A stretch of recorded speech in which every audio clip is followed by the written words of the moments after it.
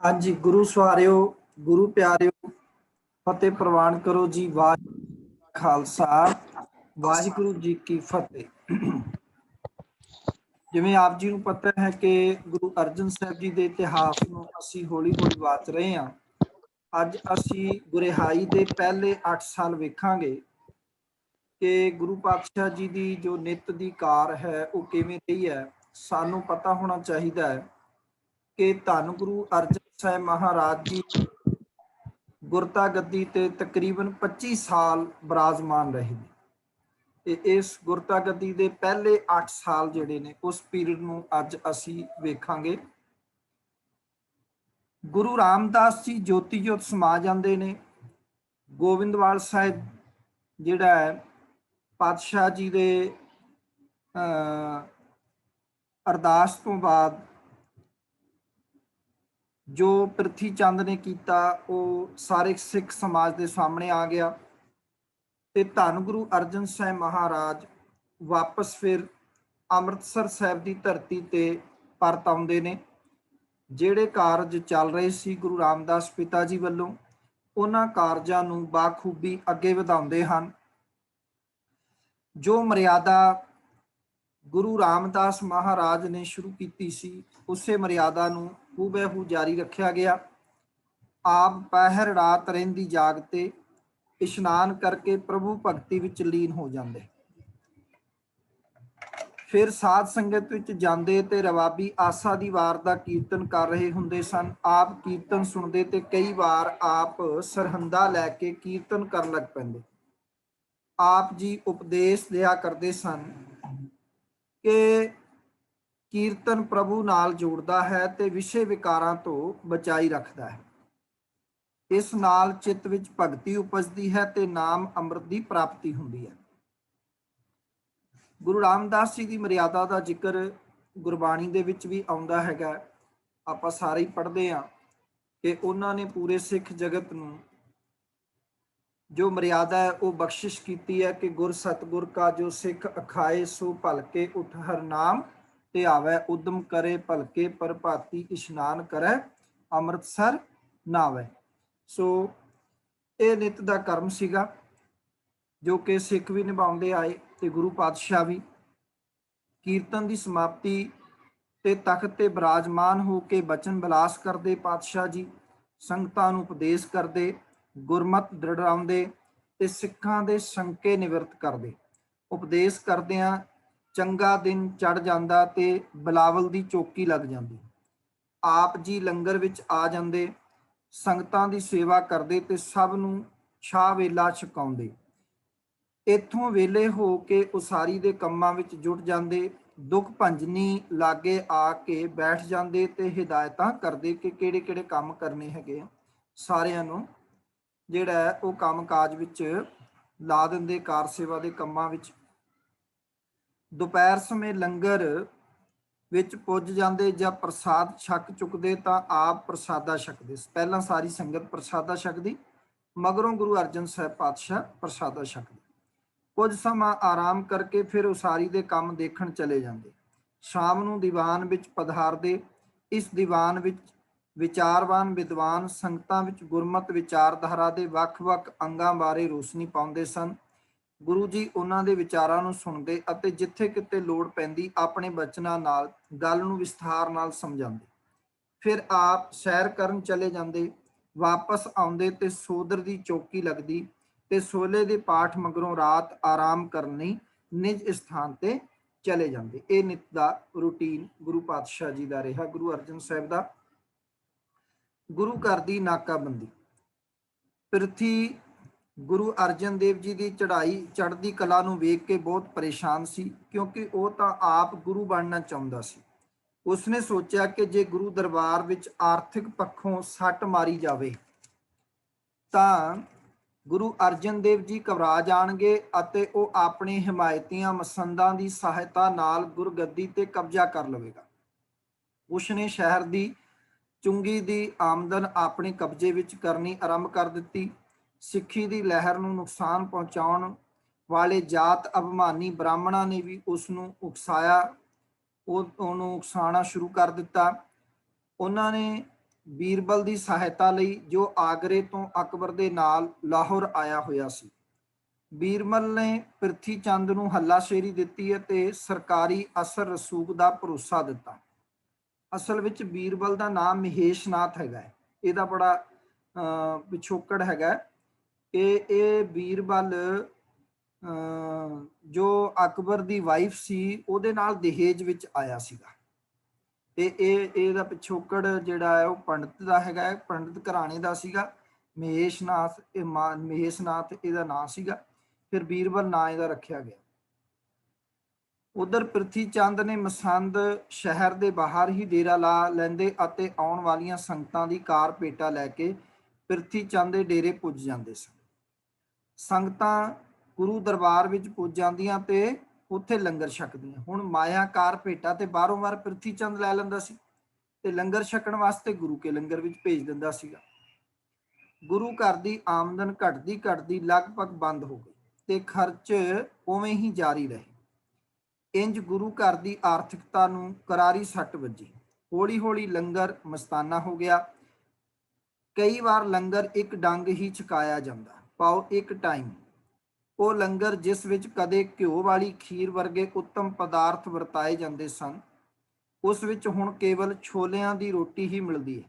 ਔਰ ਇਹ ਪ੍ਰਮਾਣ ਹੈ ਗੁਰੂ ਗ੍ਰੰਥ ਸਾਹਿਬ ਕਿ ਨਿਤ ਰਸੋਈ ਤੇਰੀ ਹੈ ਘਿਓ ਮੈਦਾ ਪ੍ਰਵਾਨ। ਮਤਲਬ ਇਸ ਉੱਤਮ ਦਰਜੇ ਦਾ ਪ੍ਰਸ਼ਾਦਾ ਪਾਣੀ ਮਿਲਦਾ ਸੀ। ਪਰ ਹਾਲਾਤ ਇਸ ਤਰ੍ਹਾਂ ਦੇ ਬਦਲੇ ਕਿ ਪ੍ਰਿਥੀ ਚੰਦ ਸਾਰੀ ਮਾਇਆ ਰੱਖ ਲੈਂਦਾ ਸੀਗਾ। ਗੁਰੂ ਕੇ ਲੰਗਰ ਮਸਤਾਨਾ ਹੋਣ ਦੀ ਤਾਦਾਦ ਵਿੱਚ ਆ ਚੁੱਕੇ ਸਨ। ਇੱਕ ਟਾਈਮ ਹੀ ਕਈ ਵਾਰ ਪ੍ਰਸ਼ਾਦਾ ਜਿਹੜਾ ਖਾਣ ਨੂੰ ਮਿਲਦਾ। ਲੰਗਰ ਨੂੰ ਚੱਲਦਾ ਰੱਖਣ ਲਈ ਪ੍ਰਿੰਸੀਪਲ ਸਤਵੀਰ ਸਿੰਘ ਦੇ ਅਨੁਸਾਰ ਗੁਰੂ ਜੀ ਨੇ ਪਹਿਲਾਂ ਆਪਣੀ ਪਤਨੀ ਮਾਤਾ ਗੰਗਾ ਜੀ ਦੇ ਜੇਵਰ ਵੇਚੇ, ਫਿਰ ਘਰ ਦਾ ਸਮਾਨ, ਅਤੇ ਆਪ ਜੀ ਨੇ ਗੋਬਿੰਦਵਾਲ ਤੋਂ ਬਾਬਾ ਮੋਹਨ ਜੀ, ਬਾਬਾ ਮੋਹਰੀ ਜੀ ਤੋਂ ਕੁਝ ਮਾਇਆ ਵੀ ਮੰਗਵਾਈ। ਰੋਜ਼ਾਨਾ ਖਰਚੇ ਲਈ ਜਿਹੜਾ ਹੈ ਉਹ ਬਹੁਤ ਜ਼ਰੂਰੀ ਸੀ ਤੇ ਉਸਾਰੀ ਕਾਰਜਾਂ ਵਾਸਤੇ ਵੀ।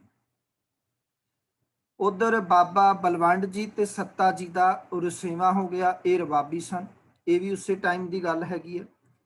ਭਾਈ ਬਲਵੰਡ ਤੇ ਭਾਈ ਸੱਤਾ ਦੋਵੇਂ ਭਰਾ ਗੁਰੂ ਅਰਜਨ ਦੇਵ ਜੀ ਦੇ ਦਰਬਾਰ ਵਿੱਚ ਕੀਰਤਨ ਕਰਦੇ ਸਨ।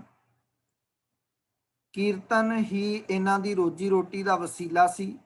ਸੱਤੇ ਦੀ ਲੜਕੀ ਦੇ ਵਿਆਹ ਦਾ ਸਮਾਂ ਆ ਗਿਆ। ਉਸਨੇ ਗੁਰੂ ਜੀ ਕੋਲੋਂ ਵਿਆਹ ਲਈ ਕਾਫੀ ਤਕੜੀ ਮਾਇਆ ਮੰਗੀ। ਗੁਰੂ ਜੀ ਨੇ ਉਸਨੂੰ ਸਮਝਾਇਆ ਕਿ ਗੁਰੂ ਘਰ ਦੀ ਆਰਥਿਕ ਹਾਲਤ ਚੰਗੀ ਨਹੀਂ ਹੈ, ਲੰਗਰ ਤੱਕ ਚਲਾਉਣਾ ਵੀ ਮੁਸ਼ਕਿਲ ਹੈ, ਜਿਸ ਲਈ ਆਪ ਮੂੰਹ ਮੰਗੀ ਮਾਇਆ ਤਾਂ ਦੇ ਨਹੀਂ ਸਕਦੇ, ਹਾਂ ਥੋੜੀ ਬਹੁਤ ਸਹਾਇਤਾ ਜ਼ਰੂਰ ਕਰ ਸਕਦੇ ਸਨ। ਸੋ ਇਹ ਸੱਤੇ ਬਲਵੰਡ ਦੀ ਵਾਰ ਮਿਲਦੀ ਹੈ। ਤੇ ਚੇਤੇ ਰੱਖਣਾ, ਕਈ ਵਾਰ ਸਾਨੂੰ ਭੁਲੇਖਾ ਲੱਗਦਾ ਹੈ ਜਿਹੜੀ ਲੜਕੀ ਦਾ ਵਿਆਹ ਸੀ ਉਹ ਸੱਤੇ ਦੀ ਲੜਕੀ ਦਾ ਵਿਆਹ ਦਾ ਜ਼ਿਕਰ ਇੱਥੇ ਕੀਤਾ ਹੋਇਆ। ਇਸ ਗੱਲ ਦਾ ਪਤਾ ਲੱਗਣ ਤੇ ਪ੍ਰਿਥੀ ਚੰਦ ਅਤੇ ਉਸਦੇ ਸਾਥੀ ਜਾਤ ਅਭਿਮਾਨੀਆਂ ਨੇ ਭਾਈ ਸੱਤਾ ਤੇ ਬਲਵੰਡ ਜੀ ਨੂੰ ਉਕਸਾਇਆ ਕਿ ਜੇ ਗੁਰੂ ਭੇਟਾ ਨਹੀਂ ਦੇ ਸਕਦਾ ਤਾਂ ਫਿਰ ਉੱਥੇ ਕੀਰਤਨ ਕਰਨ ਦਾ ਕੀ ਲਾਭ ਹੈ। ਜੇ ਗੁਰੂ ਜੀ ਨੇ ਲੋੜ ਵੇਲੇ ਕੰਮ ਨਹੀਂ ਆਉਣਾ ਤਾਂ ਕਿਸ ਵੇਲੇ ਕੰਮ ਆਉਣਾ। ਤੁਸੀਂ ਕੀਰਤਨ ਕਰਨਾ ਬੰਦ ਕਰ ਦਿਓ, ਗੁਰੂ ਦਰਬਾਰ ਦੀ ਹਾਜ਼ਰੀ ਘਟ ਜਾਵੇਗੀ ਤੇ ਗੁਰੂ ਤੁਹਾਡੇ ਪਿੱਛੇ ਪਿੱਛੇ ਘੁੰਮੇਗਾ। ਅਸੀਂ ਵੀ ਤਾਂ ਤੁਹਾਡੇ ਨਾਲ ਹਾਂ, ਘਬਰਾਉਣ ਦੀ ਕੋਈ ਲੋੜ ਨਹੀਂ। ਪ੍ਰਿਥੀ ਚੰਦ ਦੀ ਚਾਲ ਚੱਲੀ ਗਈ। ਦੋਹਾਂ ਰਬਾਬੀਆਂ ਨੇ ਗੁਰੂ ਦਰਬਾਰ ਵਿੱਚ ਕੀਰਤਨ ਕਰਨ ਤੋਂ ਸਾਫ਼ ਇਨਕਾਰ ਕਰ ਦਿੱਤਾ। ਗੁਰੂ ਜੀ ਉਹਨਾਂ ਨੂੰ ਮਨਾਉਣ ਲਈ ਉਹਨਾਂ ਦੇ ਘਰ ਗਏ, ਪਰ ਉਹ ਤਾਂ ਸਗੋਂ ਹੋਰ ਆਕੜ ਗਏ। ਗੁਰੂ ਅਰਜਨ ਦੇਵ ਜੀ ਦੀ ਨਿਮਰਤਾ ਨੂੰ ਕਮਜ਼ੋਰੀ ਸਮਝ ਕੇ ਖਰਵੇਂ ਬੋਲ ਵੀ ਬੋਲਣੇ ਸ਼ੁਰੂ ਕਰ ਦਿੱਤੇ। ਕਈ ਵੱਧ ਘੱਟ ਗੱਲਾਂ ਵੀ ਉਹਨਾਂ ਨੇ ਕੀਤੀਆਂ। ਸੱਤਾ ਬਲਵੰਡ ਜੀ ਨੇ ਇਹ ਵੀ ਆਖ ਦਿੱਤਾ ਕਿ ਜੇ ਸਾਡਾ ਬਜ਼ੁਰਗ ਭਾਈ ਮਰਦਾਨਾ ਕੀਰਤਨ ਨਾ ਕਰਦਾ ਤਾਂ ਗੁਰੂ ਨਾਨਕ ਸਾਹਿਬ ਨੂੰ ਵੀ ਕਿਸੇ ਨੇ ਨਹੀਂ ਸੀ ਪੁੱਛਣਾ। ਗੁਰੂ ਅਰਜਨ ਦੇਵ ਜੀ ਹੋਰ ਤਾਂ ਸਭ ਕੁਝ ਸਹਾਰ ਸਕਦੇ ਸਨ, ਪਰ ਗੁਰੂ ਨਾਨਕ ਦੇਵ ਜੀ ਦੀ ਸ਼ਾਨ ਦੇ ਵਿਰੁੱਧ ਕੁਝ ਨਹੀਂ ਸਹਾਰ ਸਕਦੇ ਸੀ, ਕਿਉਂਕਿ ਉਹ ਆਪ ਕਹਿੰਦੇ ਨੇ ਸਭ ਤੋਂ ਵੱਡਾ ਸਤਿਗੁਰ ਨਾਨਕ ਜਿਨ ਕਲ ਰਾਖੀ ਮੇਰੀ। ਇਸ ਲਈ ਉਹਨਾਂ ਨੇ ਸਿੱਖਾਂ ਨੂੰ ਹੁਕਮ ਕੀਤਾ ਕਿ ਆਪ ਹੀ ਕੀਰਤਨ ਕਰਿਆ ਕਰੋ, ਅਤੇ ਆਪ ਜੀ ਨੇ ਸਿੱਖਾਂ ਨੂੰ ਸੱਤੇ ਬਲਵੰਡ ਪਾਸੋਂ ਕੀਰਤਨ ਸੁਣਨ ਤੋਂ ਸਖਤੀ ਨਾਲ ਵਰਜ ਦਿੱਤਾ। ਗੁਰੂ ਜੀ ਆਪ ਵੀ ਕੀਰਤਨ ਦੀ ਗੁੜਤੀ ਵਿੱਚ ਪਲੇ ਸਨ। ਆਪ ਇੱਕ ਨਿਪੁੰਨ ਕੀਰਤਨੀਏ ਸਨ ਅਤੇ ਸਰਹੰਦੇ ਨਾਲ ਬਹੁਤ ਚੰਗਾ ਕੀਰਤਨ ਕਰਦਿਆ ਕਰਦੇ ਸਨ। ਸੋ ਸਿੱਖ ਅਤੇ ਗੁਰੂ ਜੀ ਆਪ ਹੀ ਕੀਰਤਨ ਕਰਨ ਲੱਗ ਪਏ। ਰਬਾਬੀਆਂ ਦੀ ਕੋਈ ਘਾਟ ਮਹਿਸੂਸ ਨਾ ਹੋਈ। ਇੰਜ ਪ੍ਰਿਥੀ ਚੰਦ ਅਤੇ ਉਸਦੇ ਹਿਮਾਇਤੀਆਂ ਦਾ ਇਹ ਵਾਰ ਵੀ ਖਾਲੀ ਗਿਆ। ਸੋ ਨੋਟ ਕਰ ਲੈਣਾ, ਗੁਰੂ ਨਾਨਕ ਸਾਹਿਬ ਜੀ ਦਾ ਪਸੰਦੀਦਾ ਜਿਹੜਾ ਸਾਜ਼ ਹੈ ਉਹ ਰਬਾਬ ਹੈ, ਤੇ ਗੁਰੂ ਅਰਜਨ ਸਾਹਿਬ ਜੀ ਦਾ ਜਿਹੜਾ ਪਸੰਦੀਦਾ ਸਾਜ਼ ਹੈ ਉਹ ਕੀ ਹੈ? ਸਰਹੰਦਾ ਹੈ। ਤੇ ਗੁਰੂ ਗੋਬਿੰਦ ਸਿੰਘ ਜੀ ਜੇ ਸਾਜ਼ ਨਾਲ ਕੀਰਤਨ ਕਰਦੇ ਸੀ ਉਹ ਤਾਉਸ ਸੀ। ਠੀਕ ਹੈ ਜੀ। ਇਸ ਕਰਕੇ ਇਹ ਗੱਲਾਂ ਤੁਸੀਂ ਆਪਣੇ ਵਿਦਿਆਰਥੀਆਂ ਨੂੰ ਵੀ ਕਰਾ ਸਕਦੇ ਹੋ, ਦੱਸ ਸਕਦੇ ਹੋ, ਤਾਂ ਕਿ ਇਹ ਜਿਹੜੀਆਂ ਗੱਲਾਂ ਨੇ ਉਹ ਬੱਚਿਆਂ ਨੂੰ, ਆਉਣ ਵਾਲਿਆਂ ਨੂੰ ਪਤਾ ਲੱਗ ਸਕੇ। ਭਾਈ ਗੁਰਦਾਸ ਜੀ ਦਾ ਆਗਰੇ ਤੋਂ ਆਉਣਾ। ਭਾਈ ਗੁਰਦਾਸ ਜੀ ਗੁਰਮਤਿ ਦੇ ਪ੍ਰਮੁੱਖ ਵਿਆਖਿਆਕਾਰ ਅਤੇ ਕਈ ਭਾਸ਼ਾਵਾਂ ਦੇ ਵਿਦਵਾਨ ਸਨ। ਆਪ ਜੀ ਨੂੰ ਗੁਰੂ ਰਾਮਦਾਸ ਜੀ ਨੇ ਧਰਮ ਪ੍ਰਚਾਰ ਕਰਨ ਲਈ ਉੱਤਰੀ ਭਾਰਤ ਵਿੱਚ ਭੇਜਿਆ ਹੋਇਆ ਸੀ। ਆਪ ਆਗਰੇ ਦੇ ਕਾਂਸੀ ਵਿੱਚ ਨਿਵਾਸ ਰੱਖ ਕੇ ਆਸ-ਪਾਸ ਦੇ ਇਲਾਕਿਆਂ ਵਿੱਚ ਧਰਮ ਪ੍ਰਚਾਰ ਦੀ ਸੇਵਾ ਨਿਭਾ ਰਹੇ ਸਨ। ਭਾਈ ਗੁਰਦਾਸ ਜੀ ਬਾਰੇ ਤੁਹਾਨੂੰ ਦੱਸ ਦਿੰਦੇ, ਪਤਾ ਨਹੀਂ ਇਹਦੇ ਜ਼ਿਕਰ ਆਏਗਾ ਕਿ ਨਹੀਂ ਆਏਗਾ। ਭਾਈ ਗੁਰਦਾਸ ਜੀ ਅਸਲ ਵਿੱਚ ਗੁਰੂ ਅਮਰਦਾਸ ਜੀ ਦੇ ਭਤੀਜੇ ਸਨ, ਤੇ ਭਾਈ ਗੁਰਦਾਸ ਜੀ ਰਿਸ਼ਤੇ ਵਿੱਚ ਗੁਰੂ ਅਰਜਨ ਸਾਹਿਬ ਜੀ ਦੇ ਮਾਮਾ ਜੀ ਲੱਗਦੇ ਸਨ। ਇਹ ਗੁਰੂ ਅਮਰਦਾਸ ਜੀ ਦੇ ਵੇਲੇ ਹੀ ਸਿੱਖੀ ਧਾਰਨ ਕੀਤੀ, ਸਿੱਖੀ ਵਿੱਚ ਆਏ, ਤੇ ਬਹੁਤ ਉੱਚ ਕੋਟੀ ਦੇ ਵਿਦਵਾਨ ਸਨ। ਉਹਨਾਂ ਦੀਆਂ ਆਪਣੀਆਂ ਰਚਨਾਵਾਂ ਆਪਾਂ ਪੜ੍ਹਦੇ ਹਾਂ, ਭਾਈ ਗੁਰਦਾਸ ਜੀ ਦੇ ਕਵਿਤ ਤੇ ਵਾਰਾਂ ਜੋ ਉਹਨਾਂ ਨੇ ਉਚਾਰਨ ਕੀਤੀਆਂ ਹੋਈਆਂ ਨੇ। ਸੋ ਕਹਿੰਦੇ ਨੇ ਕਿ ਗੁਰੂ ਪਾਤਸ਼ਾਹ ਜੀ ਨੇ ਇਹਨਾਂ ਨੂੰ ਕਾਂਸੀ ਵਿੱਚ ਭੇਜਿਆ ਹੋਇਆ ਸੀਗਾ, ਉੱਥੇ ਧਰਮ ਪ੍ਰਚਾਰ ਦੀ ਸੇਵਾ ਨਿਭਾ ਰਹੇ ਸਨ। ਇਹਨਾਂ ਦਿਨਾਂ ਵਿੱਚ ਆਪ ਵਾਪਸ ਆ ਗਏ। ਰਸਤੇ ਵਿੱਚ ਗੋਬਿੰਦਵਾਲ ਵਿੱਚ ਬਾਬਾ ਮੋਹਨ ਤੇ ਬਾਬਾ ਮੋਹਰੀ ਜੀ ਤੋਂ ਉਹਨਾਂ ਨੂੰ ਪ੍ਰਿਥੀ ਚੰਦ ਦੀਆਂ ਸਾਜ਼ਸਾਂ ਤੇ ਲੰਗਰ ਦੇ ਸਾਰੇ ਹਾਲਾਤ ਦਾ ਪਤਾ ਲੱਗ ਗਿਆ, ਕਿਉਂਕਿ ਕੁਦਰਤੀ ਸੀ ਉਹਨਾਂ ਨੇ ਗੋਬਿੰਦਵਾਲ ਸਾਹਿਬ ਜਾਣਾ ਸੀਗਾ। ਆਪਣੇ ਭਰਾਵਾਂ ਤੋਂ ਸਾਰੇ ਪਾਸੇ ਖਬਰ ਮਿਲੀ ਕਿ ਪ੍ਰਿਥੀ ਚੰਦ ਦੇ ਹਾਲਾਤ ਬੜੇ ਤਰਸਯੋਗ ਕਰ ਦਿੱਤੇ ਨੇ, ਤੇ ਉਹ ਸਾਰੀ ਮਾਇਆ ਬਾਹਰੋਂ ਬਾਹਰ ਰੱਖ ਲੈਂਦਾ ਹੈਗਾ, ਤੇ ਗੁਰੂ ਕੇ ਲੰਗਰਾਂ ਦਾ ਪ੍ਰਬੰਧ ਵੀ ਠੀਕ ਤਰੀਕੇ ਨਾਲ ਜਿਹੜਾ ਉਹ ਨਹੀਂ ਚੱਲ ਰਿਹਾ। ਗੁਰੂ ਦਰਬਾਰ ਵਿੱਚ ਉਹ ਹਾਜ਼ਰ ਹੋਏ। ਭਾਈ ਗੁਰਦਾਸ ਜੀ ਸਤਿਗੁਰਾਂ ਦੇ ਦਰਸ਼ਨ ਕੀਤੇ। ਜਦ ਲੰਗਰ ਵਿੱਚ ਗਏ ਤਾਂ ਛਕਣ ਨੂੰ ਛੋਲਿਆਂ ਦੀ ਰੋਟੀ ਹੀ ਮਿਲੀ। ਸਿੱਖਾਂ ਨੇ ਗੁਰੂ ਸਾਹਿਬ ਦੀ ਸਹਿਨਸ਼ੀਲਤਾ ਅਤੇ ਪ੍ਰਿਥੀ ਚੰਦ ਦੀਆਂ ਕੋਝੀਆਂ ਹਰਕਤਾਂ ਬਾਰੇ ਵਿਸਥਾਰ ਵਿੱਚ ਦੱਸਿਆ।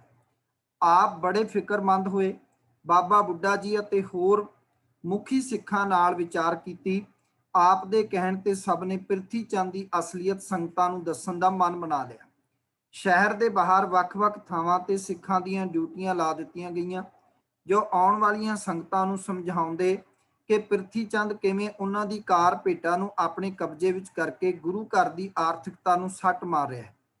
ਭਾਈ ਗੁਰਦਾਸ ਜੀ, ਬਾਬਾ ਬੁੱਢਾ ਜੀ ਅਤੇ ਹੋਰ ਸ਼ਰਧਾਲੂ ਸਿੱਖਾਂ ਦੇ ਯਤਨਾਂ ਸਦਕਾ ਸੰਗਤਾਂ ਨੂੰ ਅਸਲੀਅਤ ਦਾ ਪਤਾ ਲੱਗ ਗਿਆ, ਤੇ ਉਹ ਕਾਰ ਭੇਟਾਂ ਸਿੱਧੀ ਗੁਰੂ ਦਰਬਾਰ ਵਿੱਚ ਪਹੁੰਚਾਉਣ ਲੱਗੀਆਂ ਜਾਂ ਗੁਰੂ ਜੀ ਦੁਆਰਾ ਨਿਯੁਕਤ ਕੀਤੇ ਸਿੱਖਾਂ ਨੂੰ ਦੇਣ ਲੱਗ ਪਈਆਂ।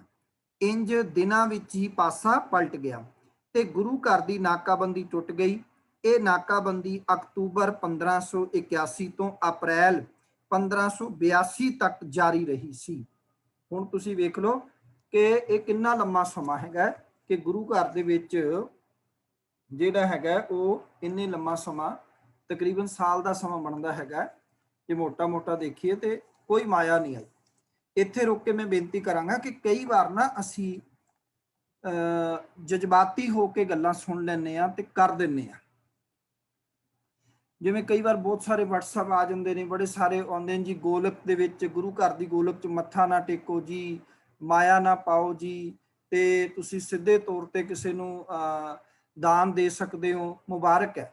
ਮੈਂ ਕਹਿੰਦਾ ਵੀ ਗਰੀਬ ਦਾ ਮੂੰਹ ਗੁਰੂ ਕੀ ਗੋਲਕ, ਤੁਸੀਂ ਸਿੱਧੇ ਤੌਰ ਤੇ ਦਾਨ ਦਿਓ, ਔਰ ਜਿਹੜਾ ਜ਼ਰੂਰਤਮੰਦ ਹੈ ਉਹਨੂੰ ਪ੍ਰਸ਼ਾਦਾ ਵੀ ਦਿਓ, ਉਹਨੂੰ ਭੋਜਨ ਵੀ ਦਿਓ, ਉਹਨੂੰ ਵਸਤਰ ਵੀ ਦਿਓ, ਜੋ ਤੁਹਾਡੇ ਤੋਂ ਸਰਦਾ ਦੇਣਾ ਚਾਹੀਦਾ।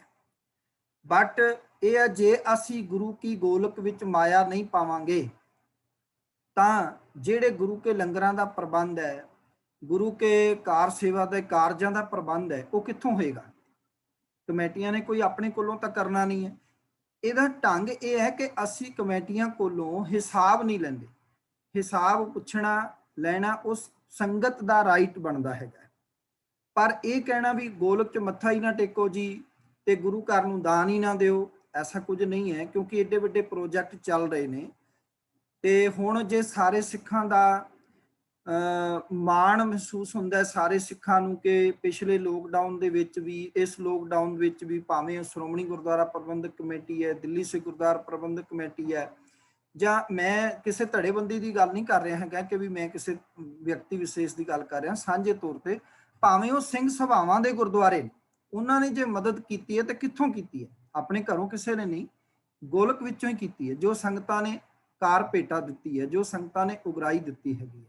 ਸੋ ਜਦੋਂ ਅਸੀਂ ਪਾਵਾਂਗੇ ਹੀ ਨਹੀਂ ਤੇ ਕਿੱਥੋਂ ਜਿਹੜਾ ਗੱਲ ਬਣੇਗੀ?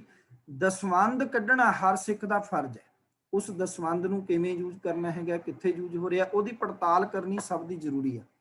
ਪਰ ਜੇ ਸਿੱਖ ਕੌਮ ਦਾ ਅਸੀਂ ਮਾਣ ਚਾਹੁੰਦੇ ਹਾਂ, ਫਕਰ ਚਾਹੁੰਦੇ ਹਾਂ ਔਰ ਮਦਦ ਜਿਹੜਾ ਕਰਨੀ ਚਾਹੁੰਦੇ ਹਾਂ, ਤਾਂ ਫਿਰ ਸਾਨੂੰ ਗੁਰੂ ਘਰ ਦੇ ਉਸਾਰੂ ਕਾਰਜਾਂ ਵਾਸਤੇ ਮਾਇਆ ਦੇਣੀ ਪਏਗੀ। ਇਹ ਗੱਲ ਵੱਖਰੀ ਹੈ ਕਿ ਅਸੀਂ ਨਾਲ ਦੀ ਨਾਲ ਸੁਝਾਅ ਵੀ ਦਈਏ। ਅਸੀਂ ਮਾਇਆ ਦਿੰਦੇ ਹਾਂ ਪਰ ਸੁਝਾਅ ਨਹੀਂ ਦਿੰਦੇ।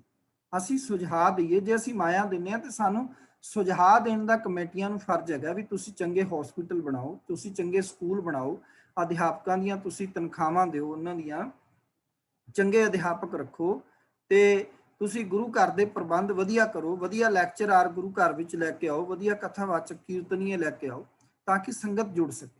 ਸੋ ਜਦੋਂ ਅਸੀਂ ਮਾਇਆ ਦੇਵਾਂਗੇ ਫਿਰ ਸਾਡਾ ਹੱਕ ਵੀ ਬਣਦਾ ਉਹਨਾਂ ਨੂੰ ਪੁੱਛਣ ਦਾ। ਪਰ ਇਹ ਕਹਿਣਾ ਵੀ ਮੱਥਾ ਹੀ ਨਾ ਟੇਕੋ, ਗੁਰੂ ਘਰ ਦੀ ਗੋਲਕ ਨੂੰ ਮਾਇਆ ਹੀ ਨਾ ਦਿਓ, ਇਹ ਠੀਕ ਨਹੀਂ ਹੈ। ਕਿਉਂਕਿ ਇਹ ਫਿਰ ਇਹ ਹੁੰਦਾ ਕਿ ਕਿੱਥੋਂ ਪ੍ਰਬੰਧ ਚੱਲੇਗਾ ਤੇ ਕਿਵੇਂ ਪ੍ਰਬੰਧ ਚੱਲੇਗਾ। ਇੰਨੇ ਵੱਡੇ ਪੱਧਰ ਤੇ ਜੇ ਅੱਜ ਬਾਹਰਲੇ ਮੁਲਕ ਗੱਲਾਂ ਕਰ ਰਹੇ ਨੇ ਵੀ ਸ਼੍ਰੋਮਣੀ ਕਮੇਟੀ, ਦਿੱਲੀ ਕਮੇਟੀ ਜਾਂ ਹੋਰ ਸਿੰਘ ਸਭਾਵਾਂ ਨੇ ਜਾਂ ਕੁੱਲ ਸਿੱਖਾਂ ਨੇ ਮਦਦ ਕੀਤੀ ਹੈ, ਤੇ ਕਿੱਥੋਂ ਕੀਤੀ ਹੈ? ਇਹ ਗੁਰੂ ਨਾਨਕ ਦੀ ਗੋਲਕ ਵਿੱਚੋਂ ਕੀਤੀ ਹੈਗੀ ਹੈ। ਸੋ ਅਸੀਂ ਦੇਖ ਹੀ ਰਹੇ ਹਾਂ ਕਿ ਵੀ ਜਦੋਂ ਪ੍ਰਿਥੀ ਚੰਦ ਨੇ ਨਾਕਾਬੰਦੀ ਕੀਤੀ, ਕਿਸ ਤਰ੍ਹਾਂ ਦੇ ਹਾਲਾਤ। ਭਾਈ ਗੁਰਦਾਸ ਜੀ ਬਹੁਤ ਸਿਆਣੇ ਵਿਦਵਾਨ ਸਨ, ਜਿਨ੍ਹਾਂ ਨੇ ਵਿੱਚ ਪੈ ਕੇ ਇਹ ਸਾਰੇ ਕਾਰਜ ਨੂੰ ਸੁਚਾਰੂ ਰੂਪ ਵਿੱਚ ਠੀਕ ਕੀਤਾ। ਤੇ ਉਹ ਰਬਾਬੀ ਵੀ, ਉਹਨਾਂ ਨੇ ਵੀ ਖਿਮਾ ਮੰਗੀ। ਉਹਦਾ ਜਿਹੜਾ ਹੈ ਉਹ ਆਪਣੇ ਆਪ ਵਿੱਚ ਇੱਕ ਸਾਖੀ ਭਾਈ ਲੱਦਾ ਜੀ ਦੀ ਜਿਹੜਾ ਆਉਂਦੀ ਹੈਗੀ ਹੈ ਕਿ ਭਾਈ ਗੁਰਦਾਸ ਜੀ ਦੇ ਆਉਣ ਨਾਲ ਜਿੱਥੇ ਪ੍ਰਿਥੀ ਚੰਦ ਜੀ ਦੀ ਚਾਲ ਨਾਕਾਮਯਾਬ ਹੋ ਗਈ, ਉੱਥੇ ਰਬਾਬੀ ਸੱਤਾ ਤੇ ਬਲਵੰਡ ਦਾ ਭਰਮ ਜਾਲ ਵੀ ਟੁੱਟ ਗਿਆ। ਪ੍ਰਿਥੀ ਚੰਦ ਨੇ ਤਾਂ ਉਹਨਾਂ ਨੂੰ ਵਰਤਿਆ ਹੀ ਸੀ, ਇਸ ਲਈ ਉਹਨਾਂ ਦੀ ਧਨ ਨਾਲ ਕੋਈ ਸਹਾਇਤਾ ਨਾ ਕੀਤੀ। ਗੁਰੂ ਸਾਹਿਬ ਦੇ ਹੁਕਮ ਕਾਰਨ ਸਿੱਖ ਵੀ ਉਹਨਾਂ ਨੂੰ ਮੂੰਹ ਨਾ ਲਾਉਂਦੇ। ਰੋਜੀ ਦਾ ਕੋਈ ਹੋਰ ਵਸੀਲਾ ਤਾਂ ਹੈ ਨਹੀਂ ਸੀ। ਆਰਥਿਕ ਹਾਲਤ ਬਹੁਤ ਪਤਲੀ ਹੋ ਗਈ। ਜਦ ਰੋਟੀਓਂ ਆਤਰ ਹੋ ਗਏ ਤਾਂ ਲਾਹੌਰ ਦੇ ਇੱਕ ਸ਼ਰਧਾਲੂ ਸਿੱਖ ਭਾਈ ਲੱਦਾ ਜੀ ਪਾਸ ਗਏ। ਭਾਈ ਲੱਦਾ ਜੀ ਦੂਜਿਆਂ ਦੇ ਅਟਕੇ ਕੰਮ ਸਵਾਰਨ ਲਈ ਹਮੇਸ਼ਾ ਹੀ ਤਿਆਰ ਰਹਿੰਦੇ ਸਨ। ਇਸੇ ਲਈ ਸਿੱਖਾਂ ਵਿੱਚ ਆਪ ਭਾਈ ਲੱਦਾ ਪਰਉਪਕਾਰੀ ਕਰਕੇ ਜਾਣੇ ਜਾਂਦੇ ਸਨ। ਰਬਾਬੀਆਂ ਦੀ ਦਰਦ ਦੇਖ ਕੇ ਉਹਨਾਂ ਦੇ ਮਨ ਵਿੱਚ ਰਹਿਮ ਆ ਗਿਆ। ਭਾਈ ਸੱਤਾ ਤੇ ਬਲਵੰਡ ਨੂੰ ਨਾਲ ਲੈ ਕੇ ਅੰਮ੍ਰਿਤਸਰ ਆ ਗਏ ਤੇ ਗੁਰੂ ਦਰਬਾਰ ਵਿੱਚ ਆ ਕੇ ਸੰਗਤਾਂ ਦੇ ਦਰਸ਼ਨ ਕੀਤੇ। ਫਿਰ ਬੇਨਤੀ ਕੀਤੀ, ਹੈ ਸੱਚੇ ਪਾਤਸ਼ਾਹ, ਹੁਣ ਇਹਨਾਂ ਨੂੰ ਕਾਫੀ ਸਜ਼ਾ ਮਿਲ ਚੁੱਕੀ ਹੈ, ਇਹ ਰੋਟੀਓਂ ਵੀ ਆਤਰ ਹੋ ਗਏ ਨੇ, ਆਪਣੇ ਕੀਤੇ ਲਈ ਸ਼ਰਮਸਾਰ ਹਨ ਅਤੇ ਆਪ ਜੀ ਮੰਗਣ ਆਏ ਹਨ। ਕਿਰਪਾ ਕਰਕੇ ਇਹਨਾਂ ਨੂੰ ਮਾਫ ਕਰ ਦਿਓ ਅਤੇ ਫਿਰ ਤੋਂ ਗੁਰੂ ਦਰਬਾਰ ਵਿੱਚ ਕੀਰਤਨ ਕਰਨ ਦੀ ਆਗਿਆ ਦਿਓ। ਸਤਿਗੁਰੂ ਜੀ ਨੇ ਬੇਨਤੀ ਮੰਨ ਲਈ। ਜਦੋਂ ਸੱਤੇ ਤੇ ਬਲਵੰਡ ਨੂੰ ਮਾਫੀ ਮਿਲ ਗਈ ਤਾਂ ਉਹਨਾਂ ਨੇ ਗੁਰੂ ਹੁਕਮਾਂ ਵਿੱਚ 8 ਪੌੜੀਆਂ ਦੀ ਇੱਕ ਵਾਰ ਲਿਖੀ ਅਤੇ ਗੁਰੂ ਦਰਬਾਰ ਵਿੱਚ ਸੁਣਾਈ। ਇਸ ਵਾਰ ਦੀਆਂ ਪਹਿਲੀਆਂ 3 ਪੌੜੀਆਂ ਭਾਈ ਬਲਵੰਡ ਜੀ ਦੀਆਂ ਹਨ ਤੇ ਆਖਿਰੀਆਂ 5 ਪੌੜੀਆਂ ਭਾਈ ਸੱਤਾ ਜੀ ਦੀਆਂ ਹਨ। ਇਹ ਨੋਟ ਕਰਨਾ ਕਿ ਵਾਰ ਦੇ ਵਿੱਚ ਕਿੰਨੀਆਂ ਪੌੜੀਆਂ ਨੇ ਤੇ ਇਸ ਦੀਆਂ ਕਿੰਨੀਆਂ ਪੌੜੀਆਂ ਹੈਗੀਆਂ। ਇੱਕ ਵਾਰ ਵਿੱਚ ਸਾਰੇ 5 ਗੁਰਾਂ ਦੀ ਉਸਤਤ ਕੀਤੀ ਗਈ ਹੈ। ਦੂਜੇ ਸਤਿਗੁਰਾਂ ਦੀ ਮਹਿਮਾ ਲਿਖਦੇ ਹੋਏ ਭਾਈ ਬਲਵੰਡ ਜੀ ਲਿਖਦੇ ਹਨ ਕਿ ਉਸ ਜਾਤੀਏ ਦੋਖੀ ਗੁਰੂ ਅੰਗਦ ਦੇਵ ਜੀ ਦੇ ਲੰਗਰ ਨੂੰ ਵੇਖਦੇ ਸੜਦੇ ਸਨ। ਲੰਗਰ ਦੀ ਮਹਿਮਾ ਸੁਣ ਸੁਣ ਕੇ ਉਹਨਾਂ ਦੇ ਮੂੰਹ ਨਿਸਤਾਰਾ ਵਿੱਚ ਪੀਲੇ ਪੈ ਜਾਂਦੇ ਸਨ। ਭਾਈ ਸੱਤਾ ਲਿਖਦੇ ਹਨ ਕਿ ਲੰਗਰ ਦੀ ਸ਼ੋਭਾ ਤੋਂ ਸੜ ਕੇ ਵਿਰੋਧੀਆਂ ਨੇ ਗੁਰੂ ਅਮਰਦਾਸ ਜੀ ਉੱਤੇ ਬੜੇ ਵਾਰ ਕੀਤੇ, ਪਰ ਸਤਿਗੁਰੂ ਜੀ ਚਟਾਨ ਵਾਂਗ ਅਡੋਲ ਰਹੇ, ਜਿਹਨੂੰ ਕਹਿੰਦੇ ਝੱਖੜ ਵਾਓ ਨਾ ਡੋਲਈ ਪਰਬਤ ਮੇਰਾਨ, ਜਾਣੇ ਬਿਰਥਾ ਜੀ ਕੀ ਜਾਣੀ ਹੂੰ ਜਾਣ। ਰਾਮਕਲੀ ਰਾਗ ਵਿੱਚ ਉਚਾਰੀ ਇਹ ਵਾਰ ਗੁਰੂ ਅਰਜਨ ਦੇਵ ਜੀ ਨੇ ਸ੍ਰੀ ਗੁਰੂ ਗ੍ਰੰਥ ਸਾਹਿਬ ਦਰਜ ਕਰ ਦਿੱਤੀ। ਗੁਰੂ ਘਰ ਦੇ ਵਿਰੋਧੀ ਪ੍ਰਿਥੀ ਚੰਦ ਦੀ ਅਗਵਾਈ ਵਿੱਚ ਜਾਤ ਅਭਿਮਾਨੀ ਲੋਕਾਂ ਦੀਆਂ ਸਾਜ਼ਿਸ਼ਾਂ ਦੀ ਨਾਕਾਮੀ ਦੀ ਇਹ ਇੱਕ ਅਟਲ ਯਾਦਗਾਰ ਹੈ। ਇਹ ਅਪ੍ਰੈਲ ਸਨ 1582 ਦੇ ਨੇੜੇ ਤੇੜੇ ਲਿਖੀ ਗਈ ਮਿਲਦੀ ਹੈਗੀ ਹੈ, ਇਹ ਇਤਿਹਾਸ ਕਹਿੰਦਾ ਹੈਗਾ। ਮੈਂ ਕਈ ਵਾਰ ਕਹਿਣਾ ਹੁੰਦਾ ਆਪਣੇ ਵਿਦਿਆਰਥੀਆਂ ਨੂੰ ਵੀ ਕਿ ਜੇ ਤੇ ਰੱਖੋ, ਹਰ ਇੱਕ ਸਾਖੀ ਸਾਨੂੰ ਕੁਝ ਸਿਖਾਉਂਦੀ ਹੈ। ਇਹ ਸਾਖੀ ਅਸੀਂ ਵਾਚੀ ਹੈ, ਇਹ ਪੜ੍ਹੀ ਹੈਗੀ ਹੈ। ਤੇ ਮੈਂ ਇਹਦੇ ਵਿੱਚੋਂ ਦੇਖੋ, ਗੁਰੂ ਅਰਜਨ ਸਾਹਿਬ ਜੀ ਨੇ ਜਦੋਂ ਗਏ ਨਾ ਉਹਨਾਂ ਦੇ ਘਰ ਤੇ ਬੇਨਤੀ ਕੀਤੀ, ਪਰ ਉਹਨਾਂ ਨੇ ਮੰਨੀ ਨਹੀਂ। ਪਿੱਛੇ ਜੇ ਅਸੀਂ ਦੇਖਿਆ ਵੀ ਗੁਰੂ ਅਰਜਨ ਸਾਹਿਬ ਨੇ ਫਿਰ ਸਿੱਖਾਂ ਨੂੰ ਬੇਨਤੀ ਕੀਤੀ ਵੀ ਤੁਸੀਂ ਆਪ ਹੀ ਕੀਰਤਨ ਕਰੋ, ਤੇ ਪਾਤਸ਼ਾਹ ਨੇ ਕਿਹਾ ਮੈਂ ਵੀ ਕੀਰਤਨ ਕਰਾਂਗਾ। ਹੁਣ ਇਹ ਜਿੱਥੇ ਸਾਖੀ ਸਾਨੂੰ ਹੋਰ ਸਿੱਖਿਆਵਾਂ ਦੇ ਰਹੀ ਹੈ, ਉੱਥੇ ਇਹ ਗੱਲ ਵੀ ਆਖ ਰਹੀ ਹੈ ਵੀ ਕੇਵਲ ਤੋਂ ਕੇਵਲ ਅਸੀਂ ਇਹ ਨਾ ਸਮਝੀਏ ਕਿ ਕੀਰਤਨ ਕਰਨਾ ਜਾਂ ਪਾਠ ਕਰਨਾ ਕੇਵਲ ਭਾਈ ਵਰਗ ਦਾ ਕੰਮ ਹੈ, ਕੇਵਲ ਗਿਆਨੀਆਂ ਦਾ ਕੰਮ ਹੈ ਜਾਂ ਪ੍ਰਚਾਰਕਾਂ ਦਾ ਕੰਮ ਹੈ। ਇਹ ਜ਼ਿੰਮੇਵਾਰੀ ਅਸੀਂ ਕਿਉਂ ਨਹੀਂ ਚੁੱਕਦੇ ਹੈਗੇ ਆ, ਜਾਂ ਅਸੀਂ ਕਿਉਂ ਨਹੀਂ ਕਰ ਸਕਦੇ ਹੈਗੇ ਆ, ਜਦ ਕਿ ਸਿੱਖ ਰਹਿਤ ਮਰਿਆਦਾ 'ਚ ਲਿਖਿਆ ਹੈ, ਗੁਰੂ ਗ੍ਰੰਥ ਸਾਹਿਬ ਜੀ ਦੀ ਤਾਬਿਆਂ ਸਿੱਖ ਤੇ ਸਿੰਘਣੀ ਦੋਵੇਂ ਬਹਿ ਸਕਦੇ ਨੇ, ਪਾਠ ਕਰ ਸਕਦੇ ਨੇ, ਔਰ ਕੀਰਤਨ ਵਿੱਚ ਵੀ ਲਿਖਿਆ ਹੋਇਆ ਹੈਗਾ ਕਿ ਦੋਵੇਂ ਕਰ ਸਕਦੇ ਨੇ, ਬਸ ਅਰਥ ਉਹਨਾਂ ਨੇ ਅੰਮ੍ਰਿਤ ਛਕਿਆ ਹੋਵੇ। ਸੋ ਇਹ ਪਰੰਪਰਾ ਗੁਰੂ ਪਾਤਸ਼ਾਹ ਜੀ ਨੇ ਸ਼ੁਰੂ ਕਰ ਦਿੱਤੀ। ਤੇ ਜੇ ਸਾਡੀ ਕਲੋਨੀ ਦਾ ਕੋਈ ਭਾਈ ਜੀ ਕਿਸੇ ਛੁੱਟੀ ਗਏ ਨੇ, ਕੋਈ ਮਜਬੂਰੀ ਕਿਤੇ ਕਿਸੇ ਪਾਸੇ ਪੈ ਗਈ, ਤੇ ਸਾਨੂੰ ਵੇਖਣ ਨੂੰ ਮਿਲਦਾ ਹੈ ਕਿ ਕਲੋਨੀ ਦੇ ਵਿੱਚ ਕੋਈ ਨਿਤਨੇਮ ਕਰਨ ਵਾਲਾ ਨਹੀਂ ਮਿਲਦਾ, ਕੋਈ ਰਹਿ ਰਸ ਕਰਨ ਵਾਲਾ ਨਹੀਂ ਮਿਲਦਾ, ਕੋਈ ਕੀਰਤਨ ਕਰਨ ਵਾਲਾ ਨਹੀਂ ਮਿਲਦਾ। ਕਿਉਂ ਭਾਈ? ਜਦ ਕਿ ਅਸੀਂ ਕਿੰਨੇ ਤਾਦਾਦ ਵਿੱਚ ਸਿੱਖ ਰਹੇ ਨੇ ਇੱਕ ਮੁਹੱਲੇ ਦੇ ਵਿੱਚ। ਸੋ ਇਹ ਸਾਨੂੰ ਸਿਖਾਉਂਦਾ ਹੈ ਵੀ ਗੁਰੂ ਪਾਤਸ਼ਾਹ ਜੀ ਨੇ ਕਿਹਾ ਵੀ ਸਿੱਖੋ ਤੁਸੀਂ ਆਪ ਕੀਰਤਨ ਕਰੋ। ਹਰ ਇੱਕ ਸਿੱਖ ਨੂੰ, ਤੁਹਾਡਾ ਪ੍ਰੋਫੈਸ਼ਨਲ ਹੈ ਨਹੀਂ ਹੈ ਕੋਈ ਗੱਲ ਨਹੀਂ, ਪਰ 4 ਸ਼ਬਦ 5 ਸ਼ਬਦ ਤੁਸੀਂ ਕਰ ਸਕਦੇ ਹੈਗੇ ਹੋ, ਤੇ ਨਿਤਨੇਮ ਸਾਰੇ ਕਰ ਸਕਦੇ ਹੋ, ਪਾਠ ਸਾਰੇ ਕਰ ਸਕਦੇ ਹੋ। ਅੱਜ ਜਿਵੇਂ ਤੁਸੀਂ ਆਨਲਾਈਨ ਹੁਣ ਪੜ੍ਹਾਈ ਕਰ ਰਹੇ, ਇਸ ਤਰ੍ਹਾਂ ਅਸੀਂ ਗੁਰੂ ਘਰ ਦੀ ਮਰਿਆਦਾ ਸਿੱਖ ਸਕਦੇ ਹੈਗੇ ਆ, ਤੇ ਕੋਈ ਮੁਸ਼ਕਲ ਕਾਰਜ ਨਹੀਂ ਹੈ। ਔਰ ਬਾਣੀ ਤਾਂ ਕਹਿੰਦੀ ਹੈ ਆਪਣ ਹੱਥੀ ਆਪਣਾ ਆਪੇ ਹੀ ਕਾਜ ਸਵਾਰੀ, ਸਾਫ਼ ਲਿਖਿਆ ਹੋਇਆ ਹੈਗਾ। ਸੋ ਇਹ ਸਿੱਖਾਂ ਵਿੱਚ ਇਸ ਗੱਲ ਦੀ ਘਾਟ ਜਿਹੜਾ ਹੈ ਉਹ ਕਿਤੇ ਕਿਤੇ ਮਹਿਸੂਸ ਹੁੰਦੀ ਹੈ, ਜੋ ਕਿ ਸਿੱਖ ਪੰਥ ਵਿੱਚ ਇਹ ਘਾਟ ਮਹਿਸੂਸ ਨਹੀਂ ਸੀ ਹੋਣੀ ਚਾਹੀਦੀ।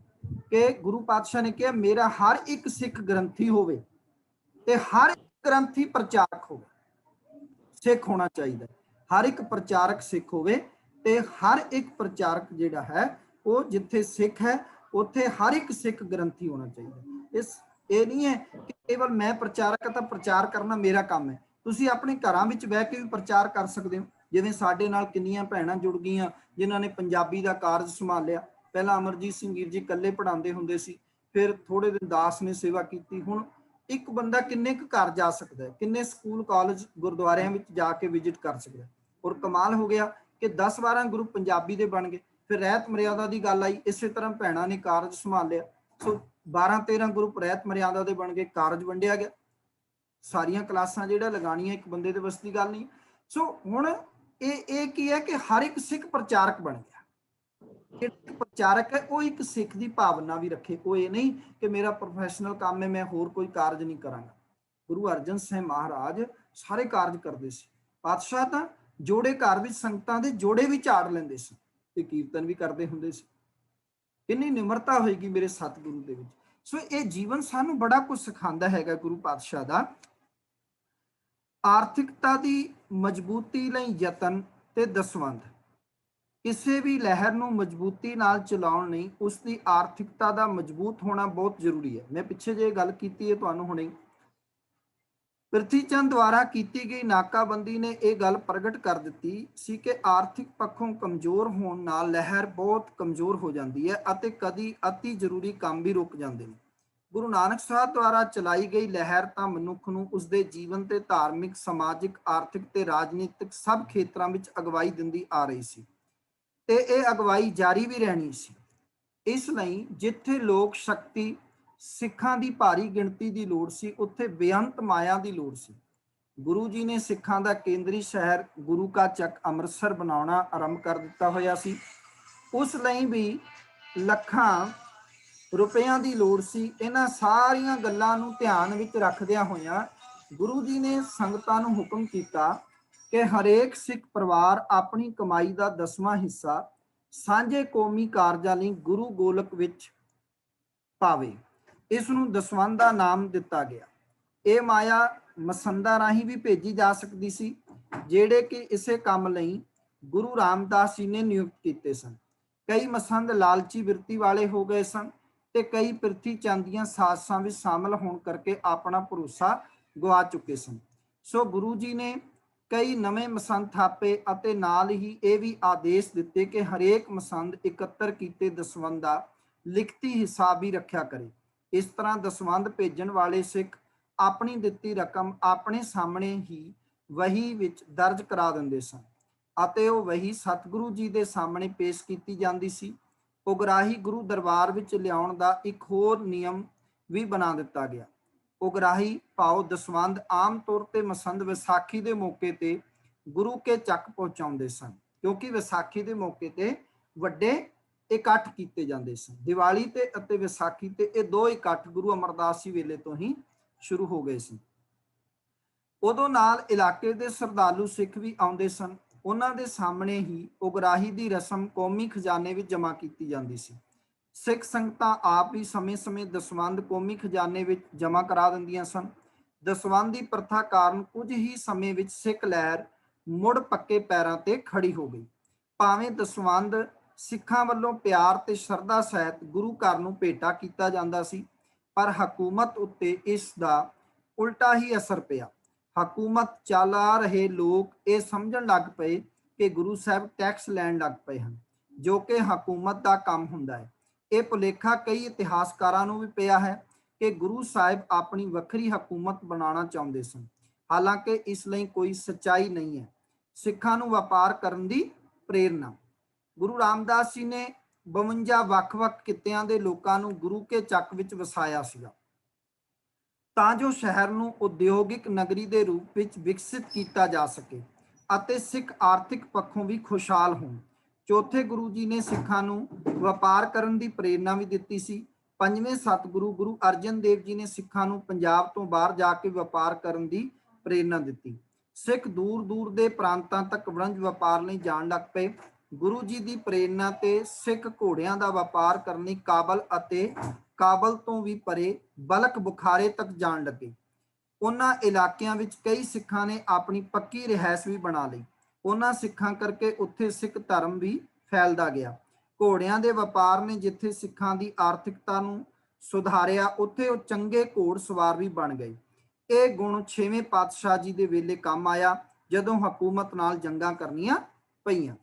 ਤੇ ਦੇਖੋ ਸਿੱਖ ਜਿਹੜਾ ਹੈ ਉਹ ਕਿਰਤੀ ਬਣਾਇਆ ਗੁਰੂ ਪਾਤਸ਼ਾਹ ਜੀ ਨੇ। ਕਿਰਤ ਵਿਰਤ ਕਰ ਧਰਮ ਦੀ ਲੈ ਪ੍ਰਸਾਦ ਆਣ ਵਰਤਨ ਦਾ, ਘਾਲ ਖਾਏ ਕਿ ਛੱਤੋਂ ਦੇ ਨਾਨਕ ਰਹਾ ਪਛਾਣੇ ਸੀ।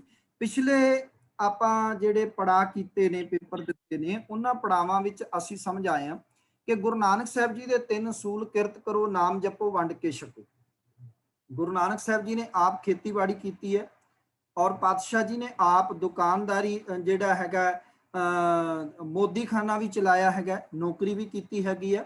ਗੁਰੂ ਅੰਗਦ ਸਾਹਿਬ ਮਹਾਰਾਜ ਨੇ ਆਪ ਦੁਕਾਨਦਾਰੀ ਕੀਤੀ, ਆਪ ਵਾਣ ਵਟਨ ਦਾ ਵਪਾਰ ਵੀ ਕੀਤਾ।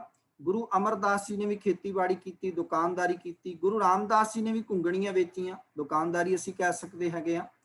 ਤੇ ਗੁਰੂ ਅਰਜਨ ਸਾਹਿਬ ਮਹਾਰਾਜ ਜੀ ਦੇ ਵੇਲੇ ਘੋੜਿਆਂ ਦਾ ਵਪਾਰ ਸ਼ੁਰੂ ਹੋਇਆ। ਗੁਰੂ ਹਰਗੋਬਿੰਦ ਸਾਹਿਬ ਜੀ ਨੇ ਜਿਹੜਾ ਘੋੜਿਆਂ ਦਾ ਵਪਾਰ ਕੀਤਾ। ਗੁਰੂ ਹਰਿਰਾਏ ਸਾਹਿਬ ਜੀ ਨੇ ਘੋੜਿਆਂ ਦਾ ਵਪਾਰ ਕੀਤਾ ਹੈਗਾ। ਗੁਰੂ ਹਰਕ੍ਰਿਸ਼ਨ ਸਾਹਿਬ ਜੀ ਤਾਂ ਆਰਬਲਾ ਬੜੀ ਛੋਟੀ ਰਹੀ। ਤੇ ਗੁਰੂ ਤੇਗ ਬਹਾਦਰ ਸਾਹਿਬ ਜੀ ਦੇ ਟਾਈਮ ਵੀ ਘੋੜਿਆਂ ਦਾ ਵਪਾਰ ਹੁੰਦਾ ਰਿਹਾ। ਗੁਰੂ ਗੋਬਿੰਦ ਸਿੰਘ ਜੀ ਦੇ ਟਾਈਮ ਵੀ ਖੇਤੀਬਾੜੀ ਹੁੰਦੀ ਰਹੀ ਤੇ ਘੋੜਿਆਂ ਦਾ ਵਪਾਰ ਹੁੰਦਾ ਰਿਹਾ।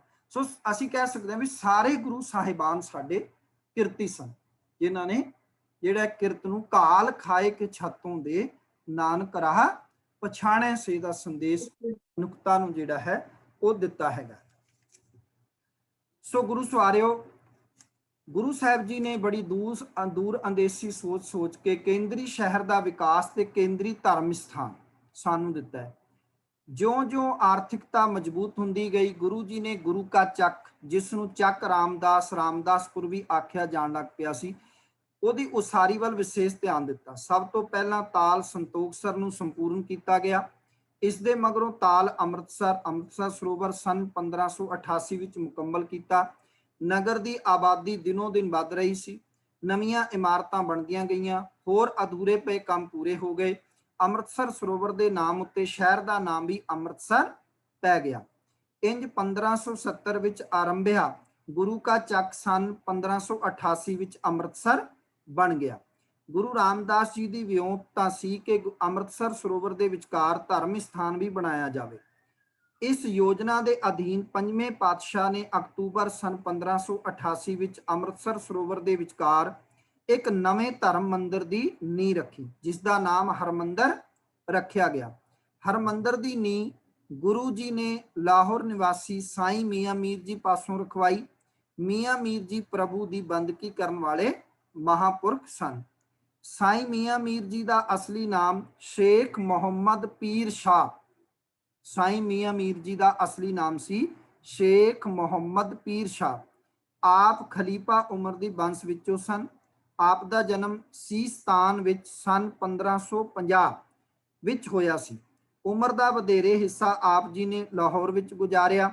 ਇੱਥੇ ਹੀ ਆਪ 11 ਅਗਸਤ ਸਨ 1635 ਨੂੰ ਅੱਲਾ ਨੂੰ ਪਿਆਰੇ ਹੋ ਗਏ। ਆਪ ਜੀ ਦੀ ਕਬਰ ਲਾਹੌਰ ਦੇ ਕੋਲ ਹਾਸ਼ਮਪੁਰੇ ਵਿੱਚ ਹੈ। ਆਪ ਪ੍ਰਾਣਾਯਾਮ ਦੇ ਅਭਿਆਸੀ ਸਨ। ਆਪ ਦਾ ਪ੍ਰਸਿੱਧ ਚੇਲਾ ਮੁੱਲਾ ਸ਼ਾਹ ਮੁਹੰਮਦ ਸ਼ਾਹ ਜਹਾਨ ਦੇ ਪੁੱਤਰ ਦਾਰਾ ਸ਼ਿਕੋ ਦਾ ਪੀਰ ਸੀਗਾ। ਸੋ ਸਿੱਖਾਂ ਦੇ ਉਜਲੇ ਭਵਿੱਖ ਦੀ ਨੀਂਹ ਸਨ 1590 ਵਿੱਚ ਹਰਮੰਦਰ ਸਾਹਿਬ ਦੀ ਇਮਾਰਤ ਮੁਕੰਮਲ ਹੋ ਗਈ। ਇਹ ਹਰਮੰਦਰ ਸਮਾਂ ਪਾ ਕੇ ਸਿੱਖਾਂ ਦੇ ਕੇਂਦਰੀ ਧਰਮ ਪ੍ਰਸਿੱਧ ਹੋਇਆ ਅਤੇ ਸਿੱਖਾਂ ਦਾ ਮੱਕਾ ਕਰਕੇ ਜਾਣਿਆ ਜਾਣ ਲੱਗ ਪਿਆ। ਅੰਮ੍ਰਿਤਸਰ ਸ਼ਹਿਰ ਦਾ ਵਸਣਾ ਤੇ ਇਸ ਦੇ ਵਿੱਚ ਸਿੱਖਾਂ ਦੇ ਕੇਂਦਰੀ ਧਰਮ ਸਥਾਨ ਹਰਮੰਦਰ ਸਾਹਿਬ, ਜੋ ਅੱਜ ਕੱਲ੍ਹ ਦਰਬਾਰ ਸਾਹਿਬ ਦੇ ਨਾਮ ਨਾਲ ਵੀ ਜਾਣਿਆ ਜਾਂਦਾ ਹੈ, ਉਸਾਰਿਆ ਜਾਣਾ ਅਤੇ 6ਵੇਂ ਪਾਤਸ਼ਾਹ ਗੁਰੂ ਹਰਗੋਬਿੰਦ ਸਾਹਿਬ ਜੀ ਦੇ ਸਮੇਂ ਇਸ ਦੇ ਐਨ ਸਾਹਮਣੇ ਸ੍ਰੀ ਅਕਾਲ ਤਖਤ ਸਾਹਿਬ ਜੀ ਦੀ ਉਸਾਰੀ ਹੋਣਾ ਇਸ ਨਗਰ ਦੀ ਕੌਮੀ ਤੇ ਅੰਤਰਰਾਸ਼ਟਰੀ ਪ੍ਰਸਿੱਧੀ ਦਾ ਕਾਰਨ ਬਣਿਆ।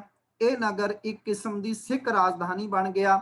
ਇਸ ਨਗਰ ਦੀ ਵਿਸ਼ੇਸ਼ਤਾ ਬਾਰੇ ਵੱਖ-ਵੱਖ ਵਿਦਵਾਨਾਂ ਨੇ ਆਪਣੇ ਵਿਚਾਰ ਪ੍ਰਗਟ ਕੀਤੇ ਹਨ।